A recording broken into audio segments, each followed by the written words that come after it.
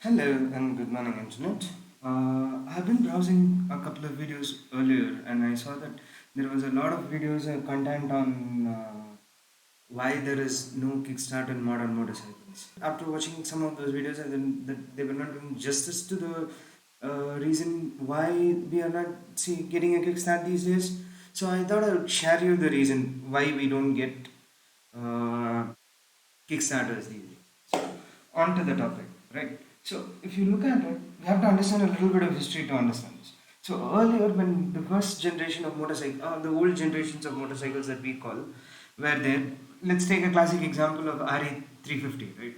The old RE 350 had a carbureted system whereby the fuel was supplied into the engine, and you had the engine the combustion happening, and you had the power generated, and which was yielding you a result. But with the modern systems, they are more of MPFI or multi-port fuel injection or single-port fuel injection. So with these systems, there are a lot of pros to these systems and there are a little bit of cons to these systems. So the reason why if I told you that the reason why you don't have a kickstart is because of the emission, you wouldn't believe me. But let's get into the video and let's see why all these things add up, right? So let's start with the beginning. So when we start, this is the first example 350 which was earlier published. So you can see it from all these images that there is an additional body where you have the carburetor coming in. So the way how a carburetor works is basically you have the fuel in the tank, fuel coming through the tank into the carburetor, and you have a small butterfly kind of a system, like a choke kind of a system. So when the engine is cranked, there creates a lower pressure in this system, thereby creates a draft in the inlet side. So when there is a draft in the inlet side, automatically due to Bernoulli's principle, the fuel rises from the carburetor and feeds into the from the carburetor feeds into the inlet side, and through which it is passed through the cylinder, whereby the combustion happens and you have the exhaust going on. So this is how it happens. So basically when you kick, what you essentially do is you crank the engine to generate the start so that the fuel can flow in. But what happens in an MPFI is that the system is electronically pumped. The fuel is electronically injected into the system. So when I say injected, before you even crank the engine, there is a requirement that the fuel pump must apply a certain degree of maintain a certain degree of pressure rates. It is only when the certain degree of pressure is maintained that the injection actually happens.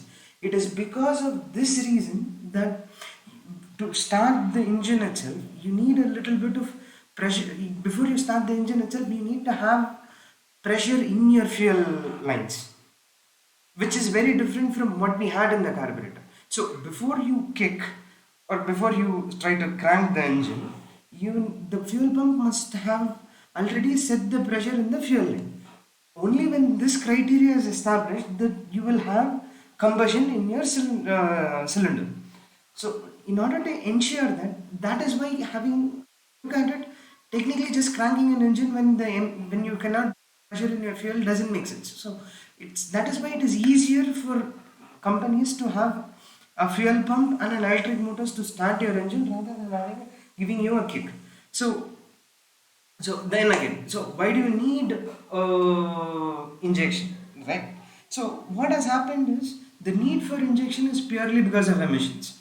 As the emission norms keeps on increasing, there is always a requirement that there is a immense scrutiny from the regulators and as well as from the companies that they need to maintain a good ratio of air to fuel mixture inside your cylinder chamber.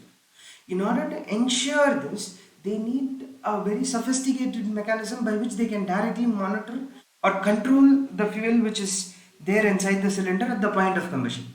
The only system which allows you to do it is through a port direct injection. So it's not like there is only one injector which just tells you, right? You have a lot of other complementary sensors that are there inside the inlet valve on the inlet side to ensure that there is a proper mixture. So we need all these information to ensure that we have the right mixture at the right time at the right place to have a optimum combustion.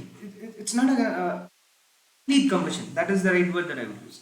So it is because of this need that manufacturers had to move to MPFI, and by moving to MPFI, you do realize that having a kick is becoming a kind of an obsolescence, because even if you have a kick, you cannot start your engine until your fuel pump is pressurized. So automatically, that's where it's better to self start than having a kickstarter.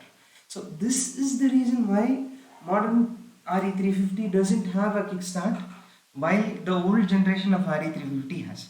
Hope you enjoyed the video, and if you guys had any, if you want to talk more on these topics, or if you want to, if you have some engineering concerns, I would like to discuss on those. Thank you. Do let me know about those in the comments, and see you next time.